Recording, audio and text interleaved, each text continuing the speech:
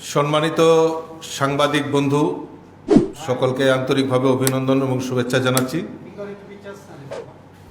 আপনারা জানেন যে গতকালকে আমাদের এই ত্রিপুরা রাজ্যের পশ্চিম ত্রিপুরা আসনের সাংসদ সুশ্রী প্রতিমা ভৌমিক মহোদয়াকে আমাদের কেন্দ্রে নরেন্দ্র মোদীজি সরকারের নেতৃত্বে যে সরকার পরিচালিত হচ্ছে সেই মন্ত্রিসভায় সোশ্যাল জাস্টিস, সামাজিক ন্যায় এবং এম্পাওয়ারমেন্ট MOS মিনিস্টার ঘোষণা করেছেন। তার জন্য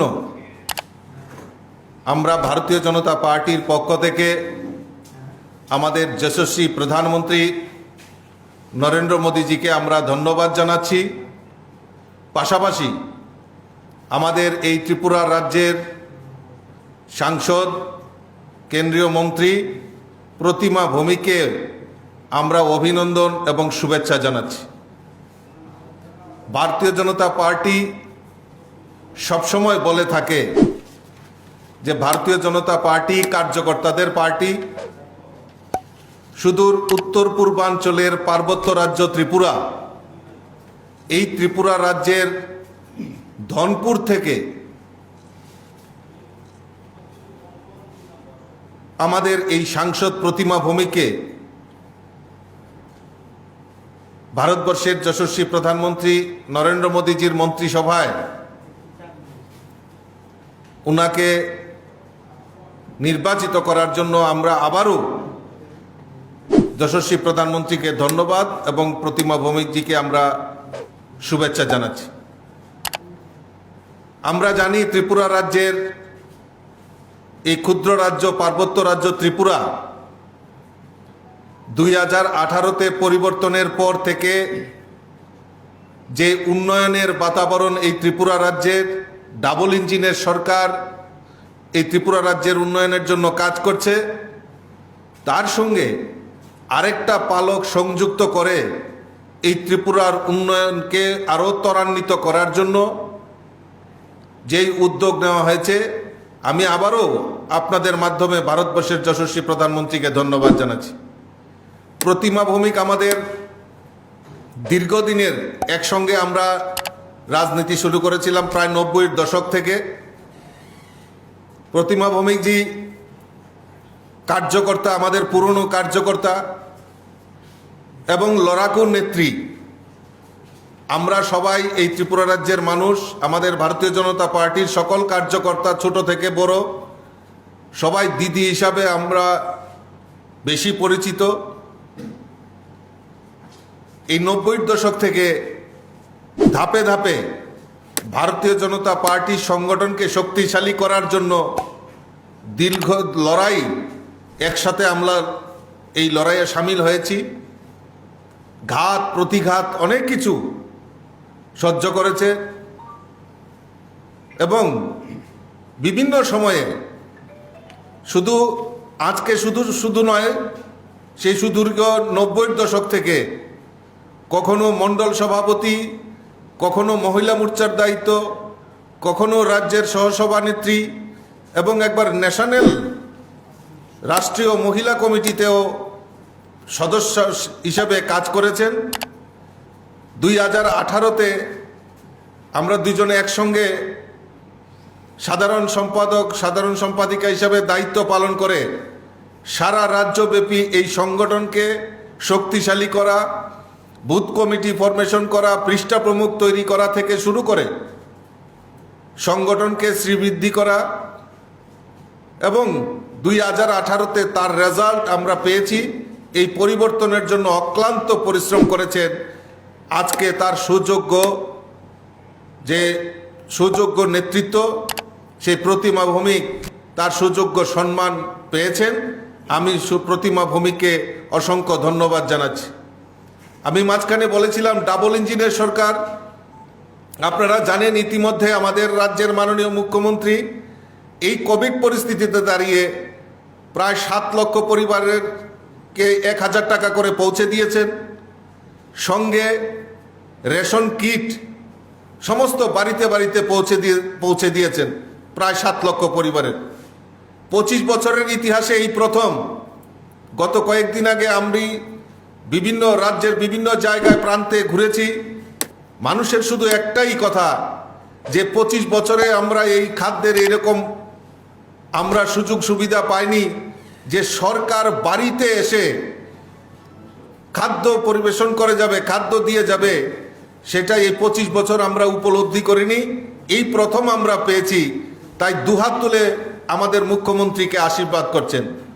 এই যে 7 লক্ষ পরিবারকে 1000 টাকা করে দেওয়া, প্রায় 1000 টাকার সামগ্রী, খাদ্য সামগ্রী পৌঁছে দেওয়া, প্রায় 140 কোটি টাকা এই রাজ্য সরকারের খরচা হয়েছে।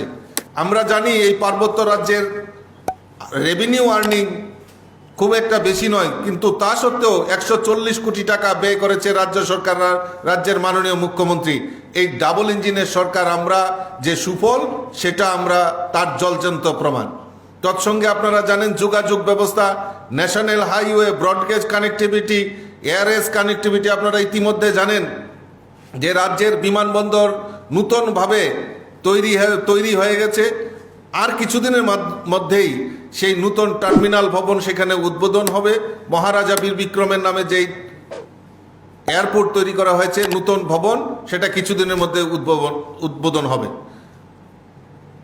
যে ডাবল ইঞ্জিনের সরকার, সেই ডাবল ইঞ্জিনের সরকার রাজ্যের উন্নয়নের জন্য কাজ করছেন দেশের যশস্বী প্রধানমন্ত্রী আর তৎসঙ্গে এই রাজ্যের আমাদের মাননীয় বলিষ্ঠ মুখ্যমন্ত্রী। এই পদক্ষেপের দুস্থ পরিবারগুলির পাশে আজকে কোভিড পরিস্থিতিতে দাঁড়িয়ে, এই বিপর্যয় মোকাবেলায় দাঁড়িয়ে, প্যান্ডামিক সিচুয়েশনের সময় আমার রাজ্য সরকার যে কাজ করছে, রাজ্যের মাননীয় মুখ্যমন্ত্রীকে আমরা প্রদেশ কমিটির তরফ থেকে অসংখ্য ধন্যবাদ জানাচ্ছি।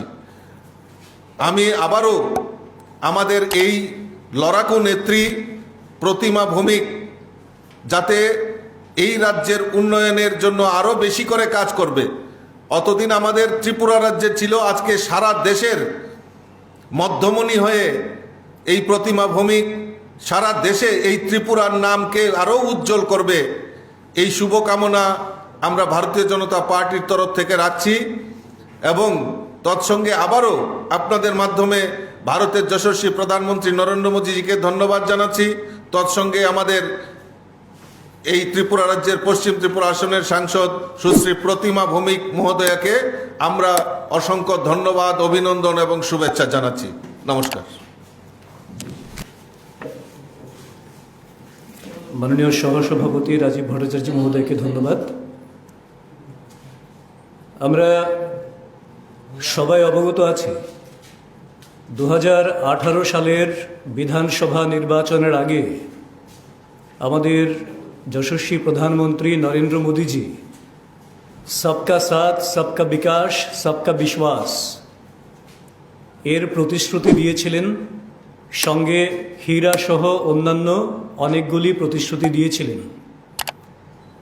সবকা সাথ, সবকা বিকাশ, কেন্দ্র রাজ্য সরকার মিলে বিদ্যুৎ গতিতে কাজ এগিয়ে চলেছে। সমাজের অন্ত্যুদয় পর্যন্ত তার বিকাশ হচ্ছে, সুফল পৌঁছে যাচ্ছে। কিন্তু যেটা রাজ্যের 37 লক্ষ মানুষের দাবি ছিল, প্রত্যাশা ছিল যে ত্রিপুরা তার নিজস্ব কোনো সিটিজেনকে, ত্রিপুরায় জন্ম, ত্রিপুরার ছেলে বা মেয়ে এমন কেউ এখন পর্যন্ত স্বাধীন ভারতে মন্ত্রিত্বের সুযোগ পায়নি। সেই জায়গায় সবকা বিশ্বাসের যে প্রতিশ্রুতি তিনি দিয়েছিলেন যশস্বী প্রধানমন্ত্রী নরেন্দ্র মোদীজি আদরণীয়া সাংসদ প্রতিমা ভৌমিকজিকে মন্ত্রিসভায় অন্তর্ভুক্তিকরণের মাধ্যমে সবকা বিশ্বাস অর্জন করেছেন। তার জন্য আমরা কৃতজ্ঞতা প্রকাশ করছি প্রধানমন্ত্রী নরেন্দ্র মোদীজির প্রতি এবং মাতা ত্রিপুরা সুন্দরীর কাছে আমরা প্রার্থনা করি মাননীয়া প্রতিমা ভৌমিক মহোদয়ার এই নতুন কর্মজীবন সাফল্যমণ্ডিত হোক, উজ্জ্বল হোক এবং সেই সঙ্গে রাজ্যের গর্ব হিসেবে রাজ্যের মুখ উজ্জ্বল হোক এবং এর হাত ধরেই এক ত্রিপুরা শ্রেষ্ঠ ত্রিপুরা অর্জনের দিকে ত্রিপুরা রাজ্য এগিয়ে যাবে। আরেকটা বিষয়ে আপনাদের দৃষ্টি আকর্ষণ করতে চাই। গতকাল ত্রিপুরা জার্নালিস্ট পেনশন স্কিম 2021 ক্যাবিনেটের অনুমোদন লাভ করেছে। আপনারা যারা সাংবাদিক বন্ধুরা রয়েছেন, মিডিয়ার সঙ্গে যুক্ত রয়েছেন, আপনাদের আমাদের পক্ষ থেকে এবং আপনাদের পক্ষ থেকেও রাজ্য সরকারকে এই বলিষ্ঠ সিদ্ধান্ত গ্রহণের জন্যে আমরা আদরণীয় মুখ্যমন্ত্রী এবং সেই সঙ্গে মন্ত্রী পরিষদের যারা রয়েছেন সবাইকে আন্তরিক অভিনন্দন জানাই, ধন্যবাদ জানাই। আপনারা হচ্ছেন গণতন্ত্রের চতুর্থ স্তম্ভ। আপনাদের বার্ধক্যকালীন সময়ের নিরাপত্তার জন্যে এই ব্যবস্থা চালু করেছেন রাজ্য সরকার। 60 বছরের উপর যদি হয়, 10 বছর পর্যন্ত সাংবাদিকতা করে থাকেন যদি, তাহলে 10,000 টাকা পর্যন্ত পেনশন, কিংবা যদি কারোর কোনো একটা বিয়োগ হয়, দুর্ঘটনা ঘটে, তাহলে তার পরিবারের জন্য ন্যূনতম 5,000 টাকার পেনশন প্রভিশন এখন পর্যন্ত এই স্কিমে রয়েছে। তার জন্যে আমরা রাজ্য সরকারকে আন্তরিক ধন্যবাদ জানাই এই বলিষ্ঠ সিদ্ধান্ত গ্রহণের জন্যে। তৃতীয় একটা বিষয় আপনাদের সামনে উত্থাপন করব। গতকাল রাত থেকে এবং আজকে সকাল থেকে সিপিএম বিবৃতি দিয়ে কিংবা তার সোশ্যাল মিডিয়াতে প্রচার করছে যে পশ্চিম ত্রিপুরার মাননীয় সাংসদ আদরণীয়া প্রতিমা ভৌমিক মহোদয়া মন্ত্রী হবার পর, কেন্দ্রীয় মন্ত্রী হবার পর সোনামুড়া অঞ্চলে, বিশেষ করে ওনার যে পৈতৃক আবাস ধনপুর অঞ্চলে, সেখানে নাকি বিজেপি আশ্রিতরা সিপিএম অফিসে ভাঙচুর কিংবা ইত্যাদি করেছে। এই বিষয়টা সম্পূর্ণ উদ্দেশ্য প্রণোদিত, একটা মানুষকে বিভ্রান্ত করার জন্য একটা চক্রান্ত। কিচ্ছু ভাবতে হবে না, কোনো অথেন্টিসিটির দরকার নেই। আপনারা সিপিএম পেজে আজকে যে ভিডিওটা আপলোড করা আছে সেই পার্টি অফিসের, সেইটা আপনারা দেখুন। কনসিকুয়েন্স আপনাদের কাছে পরিষ্কার হবে। আপনারা মিডিয়া পার্সন, আমাদের থেকে বেশি অ্যানালাইজ করতে পারেন আপনারা। বাইরের থেকে কেউ বলছেন যে আগুনটা সিলিংয়ে লেগে যাবে কিংবা তারে লেগে যাবে, এটাকে ভেঙে দে যাতে ওপরে না উঠতে পারে আগুনটা। ন্যূনতম একটা আগুন জ্বলছিল। আপনারা কি বিশ্বাস করেন যদি কেউ নাশকতা করে তাহলে দাঁড়িয়ে থেকে তাতে করে ক্ষতি যাতে না হয় সেই ক্ষতি প্রিভেন্ট করার জন্য আবার দাঁড়িয়ে থাকবে আগুন লাগিয়ে কেউ, যে ক্ষতিও করবো না, আগুনও জ্বালিয়েছি? কারোর পক্ষে সম্ভব এটা? আপনি রাজনৈতিক দল ছেড়ে দিন, রাজনৈতিক বিষয় ছেড়ে দিন, নাশকতামূলক কাজে কি এটা সম্ভব? স্পষ্ট অডিও বার্তাটা আপনারা শুনুন, শুনে আপনারা তার উপর বিচার বিশ্লেষণ করুন। সেটা মিডিয়া পার্সন আপনারা যারা রয়েছেন, ভাইয়েরা রয়েছেন, আপনাদের উপর সেই গুরু দায়িত্ব আমরা তুলে দিলাম। কারণ এই ধরনের বিভ্রান্তি ছড়িয়ে এবং তাতে করে কি প্রমাণ করতে চাইছেন? ত্রিপুরা থেকে প্রথম যিনি মন্ত্রী হলেন কেন্দ্রীয় মন্ত্রিসভায়, এইটা সিপিএম এর চক্ষুশূল হচ্ছে। সিপিএম চাইছিল না ত্রিপুরা থেকে কেউ মন্ত্রী হোক। ত্রিপুরার অগ্রগতির যে গতি আছে এখন পর্যন্ত তা আরও বাড়ুক, সর্বব্যাপ্ত হোক, ত্রিপুরা মাথা তুলে দাঁড়াক, সেটা চায় না। ত্রিপুরার প্রতিনিধি যাকে নরেন্দ্র মোদীজি নিজের সরকারে নিয়েছেন যাতে করে উত্তর পূর্বাঞ্চল সহ ত্রিপুরা রাজ্যের সামগ্রিক উন্নয়নের গতি আরও ত্বরান্বিত হতে পারে, সেইটাতে তাদের মাথা ব্যথা শুরু হয়েছে। তার জন্য এইভাবে বদনাম করতে হবে, এই ঘৃণ্য ষড়যন্ত্রকে আমরা তীব্রভাবে ধিক্কার জানাই। এবং আমি দায়িত্ব নিয়ে বলছি, মিডিয়া ফুটেজটা আপনারা দেখুন, দেখে সেইটাকে জনসমক্ষে তোলা আমার মনে হয় আপনারা যথেষ্ট সচেতন এবং সংবেদনশীল সাংবাদিকতা করেন। আপনাদের কাছে সেই বিষয়টা আমি রাখলাম।